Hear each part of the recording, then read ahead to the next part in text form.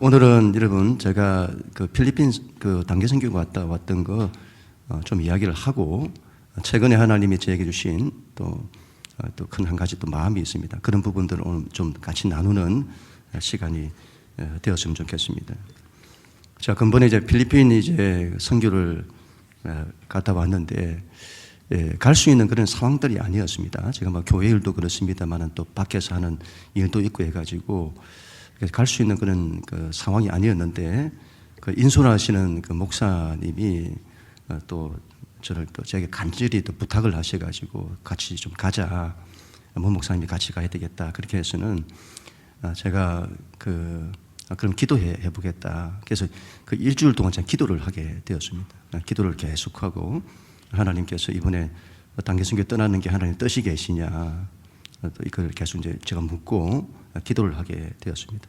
그 일주일 기도를 했는데 마지막 날 하나님이 저에게 응답을 주셨습니다. 그 말씀이 아까 우리 읽었던 본문 말씀이 되겠습니다. 하나님이 아브라함을 부르시고 아브라함이 그 부르심에 순종하여 하나님이 가라고 지시하시는 곳으로 갈 바를 알지 못하지만 그곳으로 나아가게 된 거죠. 그래서 제가 그걸 하나님의 이제 응답으로 알고 하나님이 나를 보내시는가 보다. 그래서 제가 순종하기로 한 거죠. 그리고는 그 다음 날 그 인솔하시는 목사님과의 만남이 있어서 제가 가게 된 겁니다. 가서는 하나님 응답을 받았다고 하나님 가라고 하신다고 제가 말씀을 드렸더니 그 목사님 하시는 말씀이 필리핀의 그 집회가 취소가 될지 모르겠다는 거예요. 왜냐할 때 그때가 그 필리핀으로 하면 우리로 하면 그 뭐 추석 명절과도 같은 그 명절 기간이기도 하고 또 거기도 선거가 있다고 하더라고요. 선거철이기도 하고 명절 기간이기도 한 거죠. 그래서는 그런 이제 바쁜 또 시간에 집회가 또 쉽지 않고 그래서는 내년 봄에 했으면 좋겠다. 이제 이런 그 이야기가 이제 그 필리핀에 있는 교육자들 사이에 선교사님과 교육자들 사이에서 이제 그와 같이 결정이 된 거죠. 근데 최종 결정은 이제 주일날 이제 그 집사님들과 함께 마지막 최종 결정을 하겠다는 것입니다. 저는 이제 이게 이번에 취소가 되는가 보다. 내년에 해야 될 건가 보다. 근데 하나님이 저에게 또 응답을 주신 것이 뭐지? 또 이런 마음이 들었던 겁니다. 그래가지고 이제 그 최종 확답이 주일날 오기로 했는데 그 주일날 이제 이게 그 확답이 맞는데 그걸 하기로 했다는 겁니다. 다시 하기로 결정을 했다고 해서는 그대로 진행이 되게 되었습니다. 그때부터 저는 이제 한 달 정도의 시간이 있었기 때문에 계속 필리핀 선교를 위해서 기도를 하기 시작을 했습니다.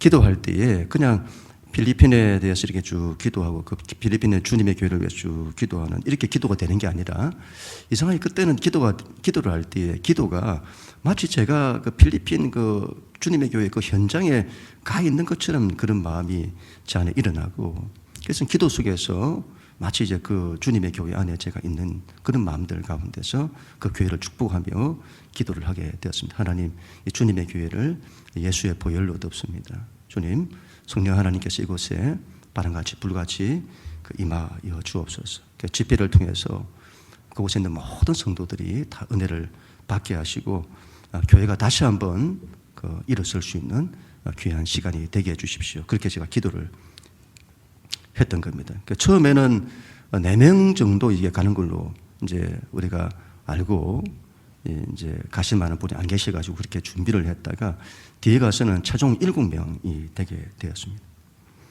제가 필리핀은 처음 가보는 거거든요. 한 번도 가본 적이 없었는데 선교사님의 교회가 마닐라에 있습니다만은 그 마닐라 안에서도 좀 사람들이 못 사는 그런 지역에 교회가 있었습니다. 그곳에 가서 선교사님의 간증을 들으면서 참 많은 은혜를 받았습니다. 선교사님이 정말 대단하시더라고요. 필리핀에 마닐라뿐만이 아니고 필리핀 전역에 한 30몇 개의 교회를 개척을 하신 겁니다. 그러니까 산조 교회라고 해서는 우리로 하여금 저 산악 지역에 걸어서 한 5시간 이상을 가야 된다 하더라고요. 그런 지역에 가서는 교회를 개척하는 그런 험한 지역이기 때문에 산족이기 때문에 이 어떤 토착 종교 이런 것들이 굉장히 강하잖아요. 영적인 그런 지역에 가서 그 모든 그와 같은 그 어떤 사단의 어떤 권세들을 다 깨뜨리고 교회를 거기서 세워 나가는 겁니다. 그리고 반군들이 있는 그런 지역, 가까이 있는 지역까지도 가서는 이제 교회를 개척하기도 하고. 지금 이게 필리핀이 아직까지도 산족이나 이런 쪽에는 옛날의 관습들 이런 것들이 굉장히 많이 남아 있어가지고 딸들을 그냥 돈 몇 푼에 받고 팔아뿌리는 이런 뭐 일들이 일어나는 거예요. 그래서 이 선교사님이 너무 그게 안타까워가지고 이제 한국 교회를 통해서 후원을 받아서는 거기에 이제 집을 짓고, 그리고는 버림받은 그런 이제 자매들이나 이런 사람들 전부 교회에 오게 해서는 그들을 양육하고 신앙적으로 양육하고 그렇게 이제 교회들을 세워 나가는 겁니다.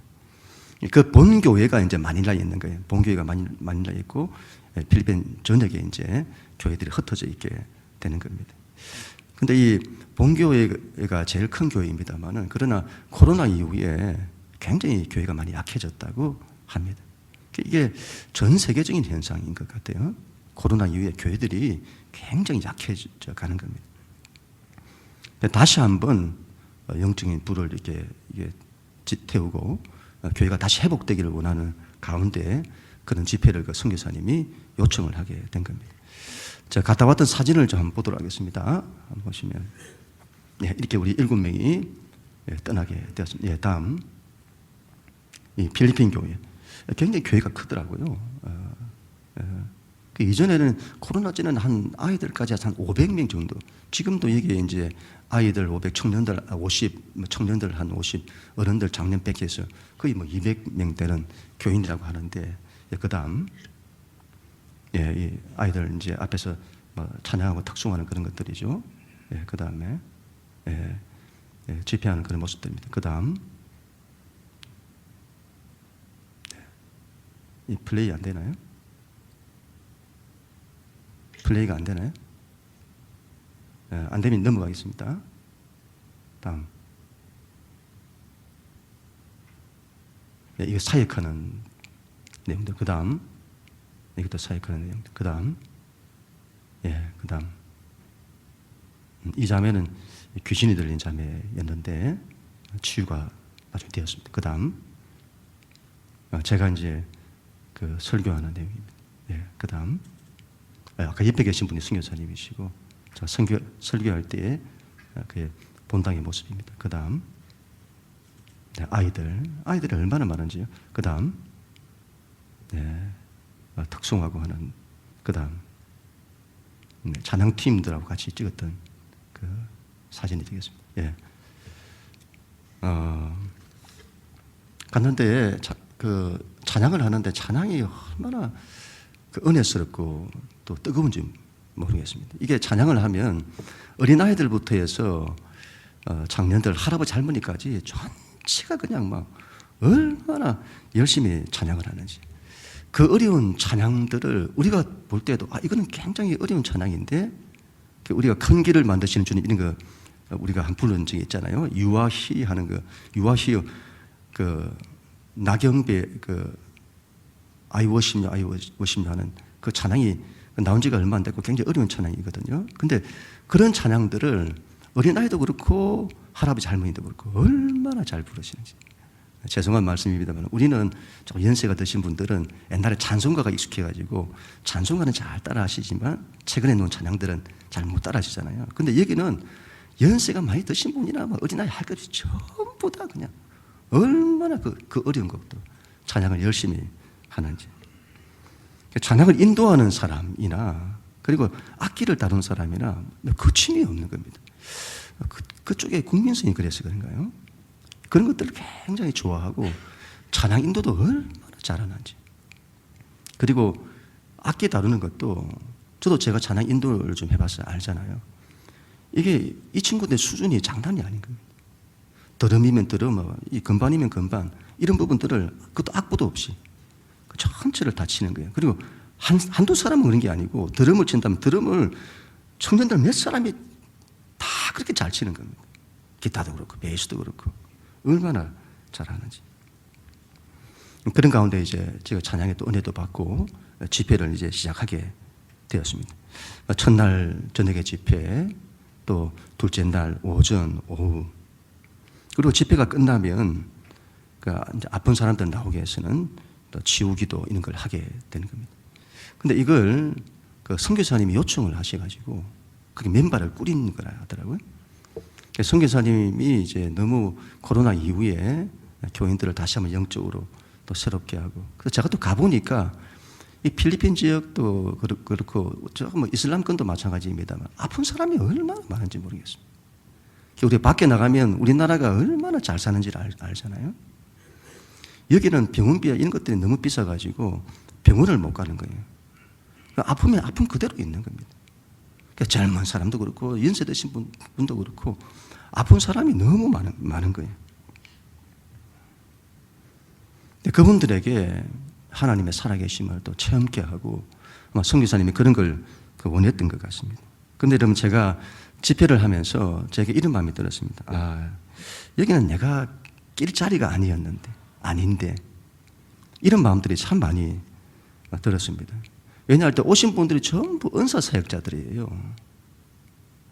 치유를 하고 축사를 하고 예언을 하고 이런 분들이 오신 겁니다. 저는 그런 것들이 없죠. 그래서 그분들이 막 기도를 하면 치유가 일어나는 거예요. 제가 곁에 있었기 때문에 제가 알잖아요. 같이 옆에서 하시는 거 같이 기도도 하고 이렇게 했는데, 기도하자 연세 드신 할머니가 눈이 이렇게 어두워가지고 보이지도 않는데 기도하면 눈이 보이게 되는 겁니다. 그리고 귀신이 떠나가기도 하고, 그 자매 한 사람이 막 귀신이 들었다는 걸 그분이 딱 아시더라고요. 그래서 축사를 하는데 이게 안 나가는 거죠. 그래서 막 손을 두 손을 붙들고 버티고 있는 겁니다. 근데 그렇게 하다가 이제 기도하시는 목사님이 하나님의 영광을 나타내 주셔야 되지 않겠습니까? 이 기도를 딱 할 때 손이 탁 풀리면서 이제 이 자매가 회복이 되는 거죠. 그런데 그 다음 집회에 왔는데 완전히 얼굴이 달덩이처럼 해같이 그냥 그 밝은 얼굴로 온 거죠. 그런 것들을 제가 곁에서 다 보게 된 겁니다. 그런데 문제는 여러분, 그 전체 집회 일정에서 가장 큰 하이라이트, 가장 중요한 둘째 날 저녁 집회에 저를 세워놓은 겁니다. 저는 아무것도 그런 거 할 줄 모르는데.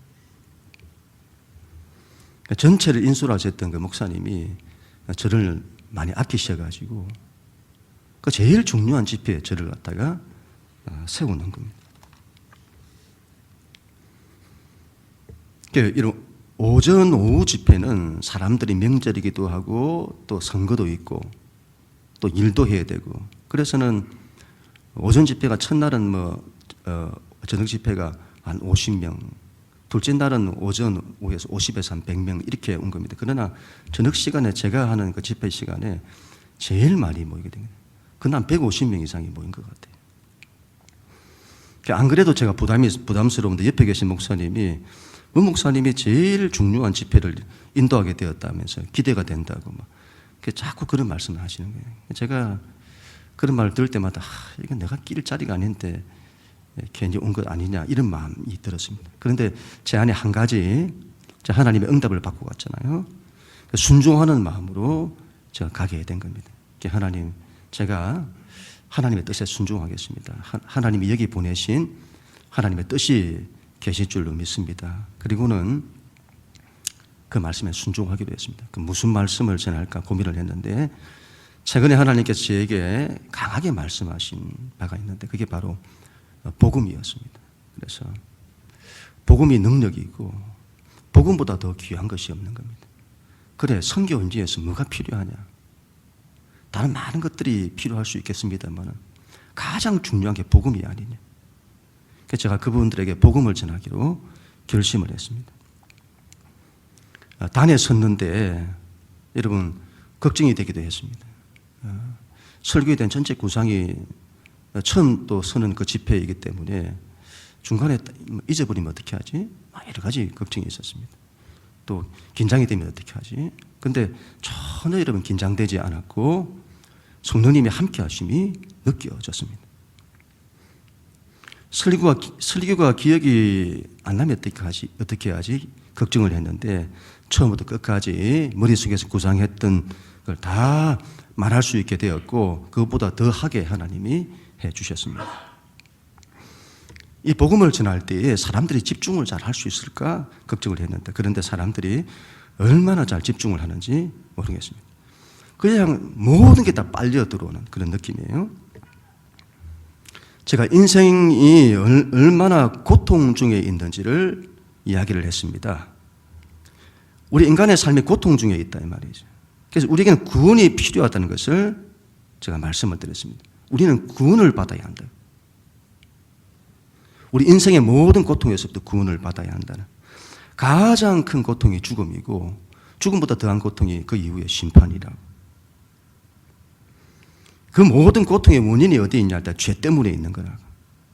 그래서 고통에서 우리가 구원받기 위해서는 반드시 죄의 문제를 해결해야 한다고 말씀을 전했습니다. 그런데 이 세상 어떤 것으로도 죄의 문제를 해결할 수 없다는 것과 예수 그리스도의 십자가만이 죄를 해결한다. 그런 예수님의 십자가의 그 사랑과 희생 그리고 그분의 구원을 전파했습니다. 그리고 그곳에 있는 사람들 전체를 다 기도하면서 예수님을 다시 영접하게 했습니다. 믿음이 있는 사람이나 믿음이 약한 사람이나 믿음이 없는 사람이나 믿음이 있는 사람들은 예수님을 더 잘 믿도록 기도로서 예수님을 받아들이고 예수를 안 믿는 사람은 예수를 믿도록 전부 다 초청을 했습니다. 그리고 기도를 마치고 그 다음에 제가 선포했습니다. 예수님의 이 구원은 죄의 문제뿐만이 아니라 그분의 구원, 하나님 나라 통치라고 하는 구원 통치는 삶의 모든 영역에 미치는 거다. 그래서 이건 죄의 문제뿐만이 아니라 우리의 모든 영적인 문제, 정신적인 문제, 육체의 문제, 삶의 모든 문제까지 하나님의 통치는 임하는 거다. 그리고는 제가 잘 할 줄도 모르면서 치유 사역을 시작을 했습니다. 한 사람 한 사람 나오면 제가 기도해 주는 방식으로 한 게 아니라 전체 사람들을 한꺼번에 제가 하는 그들 안에 있는 육신의 모든 약함, 질병을 전부 다 제가 말했습니다.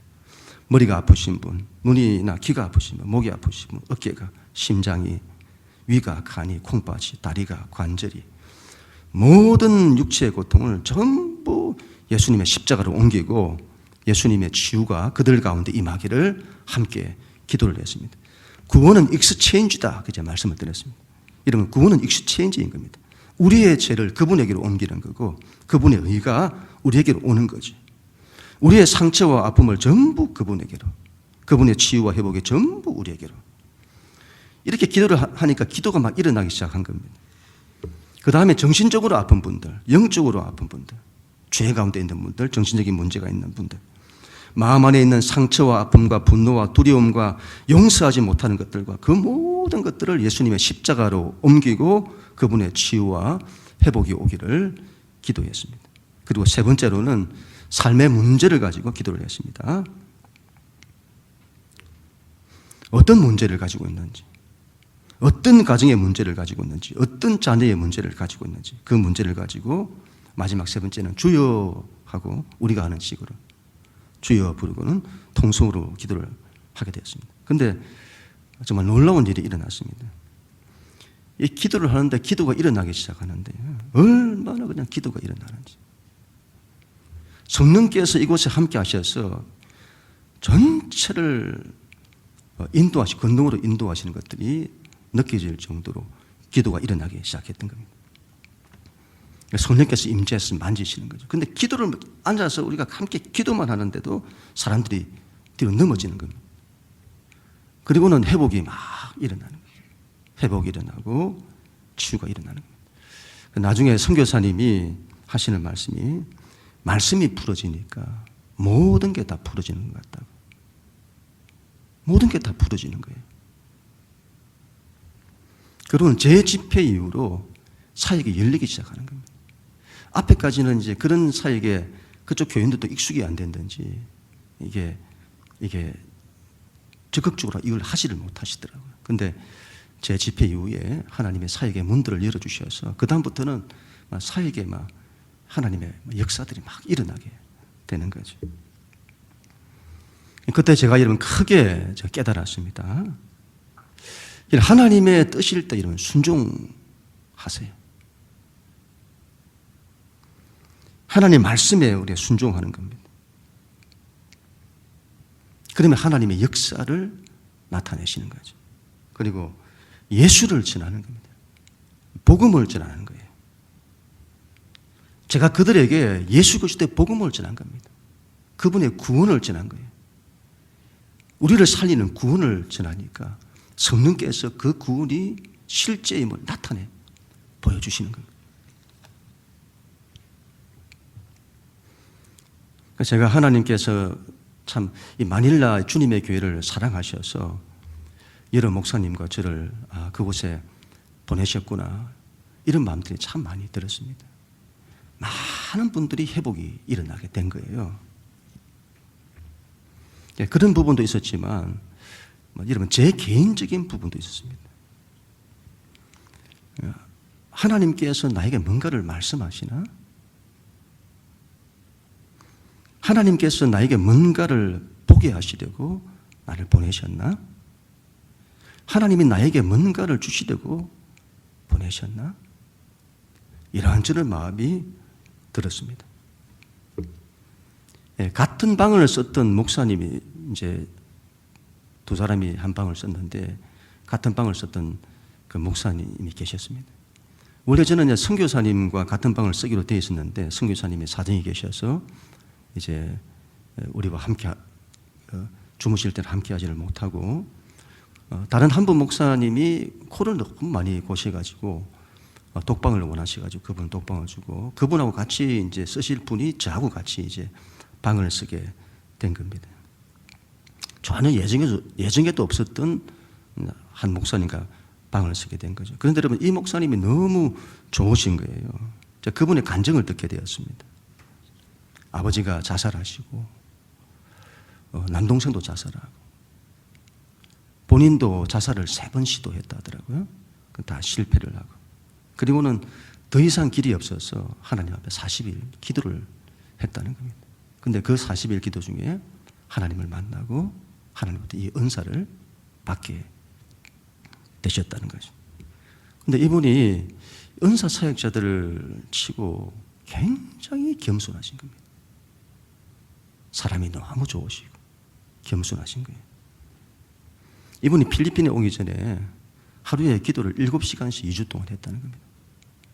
제가 거의 5시간씩 기도를 이전에 40일 그렇게 기도 계속 그래도 그 이후에도 적어도 3시간에서 5시간 제가 기도하려고 늘 그렇게 애쓰는데 이분은 저보다 더 하신 분이시더라고요. 그러니 오시니까 하나님 역사들이 막 일어나는 거죠. 그분이 저에게 방언을 해보라는 거예요. 자기 전에 침대에 서로 앉아가지고 이야기하다가 목사님 방언 한번 해보세요. 그래서 제가 방언을 했습니다. 했더니 2가지를 말씀하시는데 첫 번째 하나님께 대한 사모함이 너무 크다는 겁니다. 하나님 많이 사랑하신다. 두 번째 조급해하지 마라 이렇게 말씀하시더라고요. 하나님이 역사하실 거다. 조급해하지 마라. 또 한 번 더 방언을 하라 하시더라고요. 이분이 방언 통변을 내주시는 거죠. 그래서 또 한 번 방언을 했더니 하나님을 위해서 자신의 목숨까지 헌신하고자 하는 그 마음이 있다. 두 번째, 가정을 지키신다고 하십니다. 그래서 이분과의 만남에서 제가 여러 가지 했던 그쪽 계통에 궁금했던 여러 가지를 다 물어보게 되었습니다. 참 많은 도움을 받는 시간이 되었고 그리고 또 제 개인적으로 또 한 분 목사님을 통해서 한 사람을 소개받게 되었습니다. 그분이 저에게 이분에 대해서 연구를 좀 해보라는 거예요. 목사님과 너무 잘 맞을 것 같다고. 아프리카 선교의 아버지라고 하는 분인데 독일 사람이에요.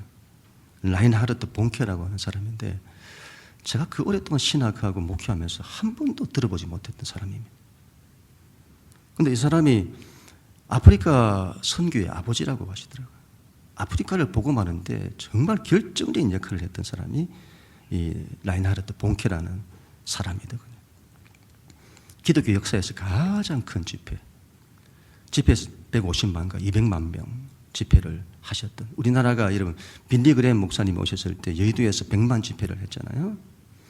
영적으로 한민족 자체를 완전히 바꾸는 그 집회였습니다. 그런데 이분은 정말 복음 전도자신데 이분의 설교를 제가 좀 듣게 되었습니다. 근데 이분의 비전이 뭐냐 할 때에 이분의 비전이 텅 빈 지옥, 꽉 찬 천국. 지옥을 텅 비게 만들고 오직 원수 마귀만 있게 하고 모든 이들이 천국에 들어갈 수 있도록. 신학적으로는 말이 안 되는 거지만 이분이 그런 마음으로, 그런 비전으로 사역을 하셨다는 겁니다. 제가 그걸 들으면서 얼마나 귀한 비전인지, 그 열정에 천국에 아무도, 지옥에 아무도 없게 만들겠다, 텅 빈 지옥을 만들겠다고 하는 이 열정 한 가지로 영혼을 구원하는 이 복음 전도자의 그 일에 모든 걸 다 던지시게 되는 겁니다. 거기에 성령의 강력한 불의 역사가 임하게 되는 것이죠.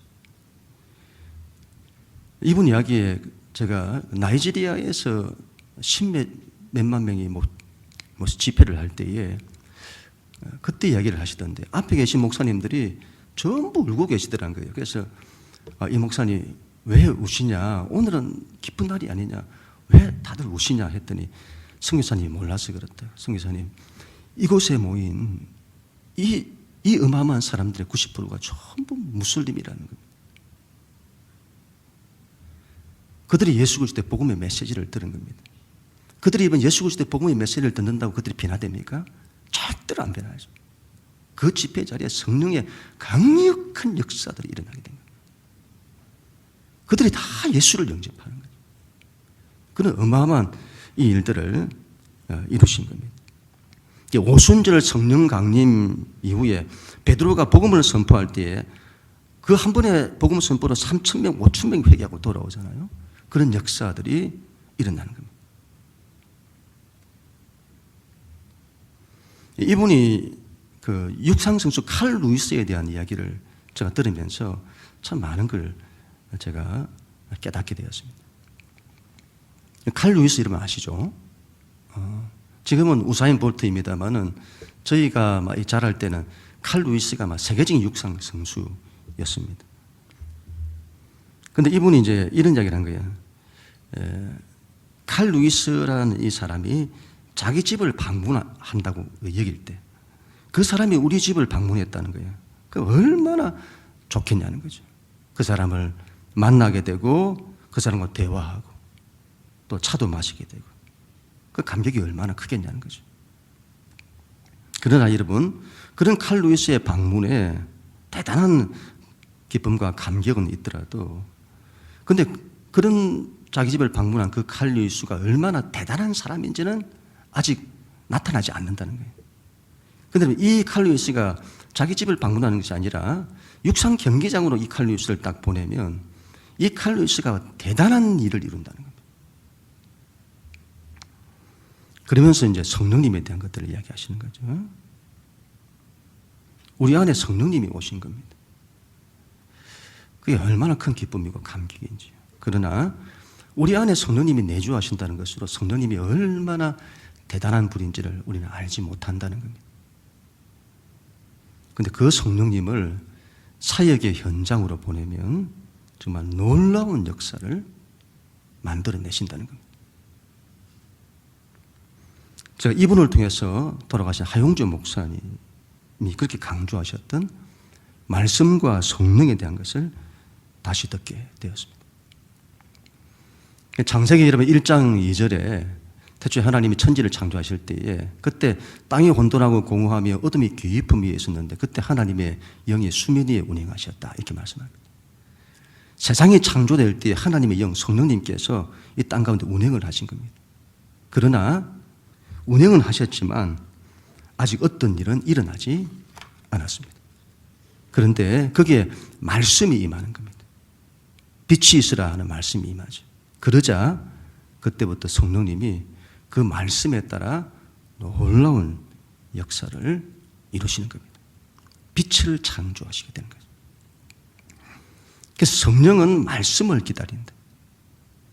말씀이 선포될 때에 성령이 역사하신다는 겁니다. 근본 제가 필리핀 선교에서 크게 깨달았던 것 가운데 한 가지입니다. 사역의 현장에서 그분을 만나는 거예요. 사역의 현장으로 가니까 그분의 역사들이 일어나는 겁니다. 복음에 대한 말씀이 선포될 때에 성령께서 역사를 이루시는 거죠. 복음을 통해서 그들 영혼들을 살리고자 할 때에 거기에 성령께서 오셔서 그 역사를 이루어내시는 겁니다. 우리가 어제 그 다니엘 기도회 때 조혜련 집사님 간증을 들었잖아요. 이런 다니엘 기도회 이런 기회는 참 좋은 기회들입니다. 여러분, 우리가 좀 낮은 마음을 가지고 사람들에게는 참 많은 배울 것들이 있습니다. 내가 아무리 신앙적으로 연륜이 있다 해도 사람에게는 배울 점이 있습니다. 그분들의 간증이 얼마나 큰 도전이 되고 우리가 도움이 되는지 모릅니다. 우리 금요일 날 오셨던 그 스티븐 모리슨 그 장로님에 대한 간증 들으면서 저도 얼마나 많은 눈물을 흘렸는지 모릅니다. 하나님의 사랑의 어떠함을 깨닫게 되는 거죠. 조혜연 집사님 어제 간증을 들으면서도 얼마나 그냥 은혜를 받았는지 모릅니다. 이분이 계속 말씀하잖아요. 우리나라 사람들이 기독교인들이 성경을 너무 안 읽는다는 거예요. 성경 말씀. 그리고는 그 예수님을 전하려고 하잖아요. 이분 보니까 말씀 딱 붙들고 그 다음에 사람들 전부 살리려고 하는 거예요. 생명책이라고 어제 나왔잖아요. 생명체라는 노트가 있는 겁니다. 거기 안에 보니까 자기가 구원할 사람들의 이름이 빼곡히 적혀 있는 거예요. 그 누구한테 배웠냐? 유승미한테서 배웠다는 거죠. 유승미한테서. 유승미 집사가 전도를 그렇게 했다는 겁니다. 구원받을 사람 전부 다 이름 적어놓고. 근데 조혜련 씨가 그대로 따라하는 거예요. 그리고 그 기도했던 사람들이 그렇게 많이 구원을 받은 거예요. 이게 뭘 말하는 거죠? 우리가 이런 구원하려고 하지 않잖아요. 마음속으로만 생각하지. 근데 여러분, 구원을 위해서 내가 사역하는 겁니다. 일을 하는 거예요. 그걸 할 때 성령의 역사를 이루신다는 거죠. 그리 되어지도록. 그래서 이분이 말씀을 붙드니까, 복음을 전하니까, 그들을 구원하려고 하니까 거기에 성령의 강력한 역사들이 나타나게 되는 겁니다. 우리가 12월 달에 새생명 축제가 있는데 이런 게 왜 중요하죠? 내가 평소에 저리 안 믿는데 새생명 축제할 때 한다고 되냐? 여러분, 그렇지 않다 이걸 말하죠. 우리가 그들을 구원하려고 작정하고 뭔가를 다 이루고자 할 때에 그때 성령이 오셔서 역사를 이루신다는 거잖아요. 그분의 역사를. 가족들에게 예수를 전하는 것이 정말 중요한 겁니다. 우리가 예수를 잘 전하지 않잖아요. 때가 되면만 가겠지. 안 갑니다, 여러분. 여러분이 전할 때 성령이 역사하셔서 그들을 변화시키고 가게 만드는 거지. 여러분이 가만히 있으면 안 믿습니다. 믿지는 않아요. 예수를 전하고자 할 때, 그들을 살리고자 할 때 성령께서 역사를 하시는 겁니다. 복음이 선포되면 그 복음의 말씀이 틀림없다는 것을 성령님이 오셔서 확증시킨다 이 말이죠. 예배가 왜 중요하죠? 예배 가운데 말씀이 선포되니까, 이 말씀이 선포되니까 예수님이 우리의 구원자이십니다. 그분이 우리를 구원하십니다. 회복하십니다. 우리가 그분의 말씀을 붙들고 믿음으로 나갈 때 말씀대로 되게 하십니다. 이것들이 우리 안에서 선포될 때에 성령이 그게 맞다는 걸 확증하신다 이 말이죠. 그게 역사를 하시는 겁니다. 성령은 오직 말씀만 따른다. 이 한 가지를 근본 선교를 통해서 제가 크게 깨닫게 되었습니다. 그래서 우리가 좀 말씀대로 살고자 할 때, 말씀에 대한 믿음을 가지고 우리가 살고자 할 때에 성령께서 역사하시게 되는 겁니다. 그리고 성령님을 사역의 현장으로 우리가 복음을 전하고자 할 때, 영혼을 살리고자 할 때에 성령께서 강력히 역사하시는 거죠. 제가 근래도 우리 한동식 씨나 우리 윤전 집사님 아버님 그때 병원에 갔을 때에도 다른 거 아니에요, 여러분. 복음을 딱 전하고자 한 겁니다. 복음을 전하고자 하니까 하나님이 역사를 이루시는 거죠. 우리 집사님 다음에 한번 간증을 할 수 있도록 제가 그렇게 하겠습니다. 우리가 예수를 전하고자 할 때에, 예수를 전하여 내 가족을 살리고 내 가정을 살리고자 할 때에, 이게 여러분 우리 안에서 일어날 때 성령께서 역사를 하시는 겁니다. 여러분 가정을 그냥 두지 마세요. 믿지 않는 가족들을 그냥 두지 마세요. 우리도 여러분 어제 다니엘 기도회처럼 조혜인 씨가 했던 것처럼 생명책, 노트 이런 것들을 참 만들었으면 좋겠다. 저도 그런 마음이 들었습니다. 저도 그렇게 할 작정입니다. 늘 기도는 합니다만 딱 이 노트에 기록을 하는 거예요. 누구누구 이름을 쭉 기록하고는 그들을 위해서 계속 기도하는 거죠. 다시 한번 말씀드렸는데 이런 말씀이 여러분 참 죄송한 말씀입니다. 이건 우리의 이해를 돕기 위해서 제가 하는 말인데 성령님을 사역의 현장으로 보내세요. 성령님을 내 안에만 두지 마시고 사역의 현장으로, 복음의 현장으로 보내야 합니다. 우리가 복음을 전하여 사람을 살리고자 해야 합니다. 그래야 할 때에 성령께서 역사하시게 되는 겁니다. 우리가 전하는 말씀이, 우리가 전하는 복음이 틀림없다는 것을 성령께서 기사와 표적으로 확증하시게 되는 것이죠. 그래서 여러분 죄의 문제만 해결되는 것이 아니에요. 그 예수의 이름으로 사람이 회복되고 살아나고 치유되는 놀라운 역사도 일어나게 되는 것입니다. 오직 말씀, 오직 복음, 오직 성령으로 일어서는 우리 모두가 다 될 수 있기를 바랍니다. 성령님과 함께하고 그분을 사역의 현장으로 보내는, 사람을 살리고 구원하는 그 현장으로 보내는, 그래야 할 때 놀라운 역사가 나타나게 될 것입니다.